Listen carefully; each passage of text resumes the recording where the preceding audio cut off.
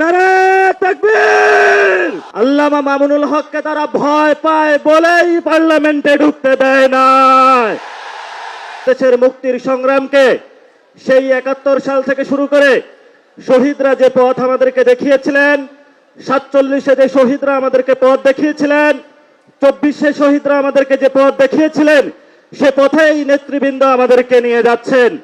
আপনারা জানেন গত ১২ ফেব্রুয়ারি যে নির্বাচন হয়েছিল, আল্লামা মামুনুল হককে তারা ভয় পায় বলেই পার্লামেন্টে ঢুকতে দেয় না।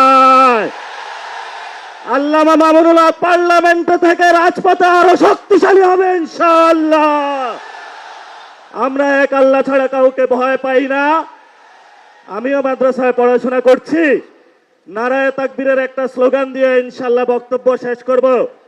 বাংলাদেশে আমরা যতদিন জীবিত থাকবে, বাংলাদেশে তো যতদিন থাকবে, নারায়ে তাকবীরের স্লোগান চলবে ইনশাআল্লাহ।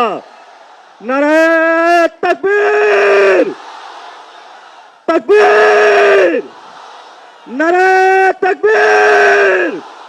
সবাই ভালো থাকবেন, দোয়া করবেন। সংগ্রামে ইনশাআল্লাহ রাজপথে দেখা হবে। আসসালাম।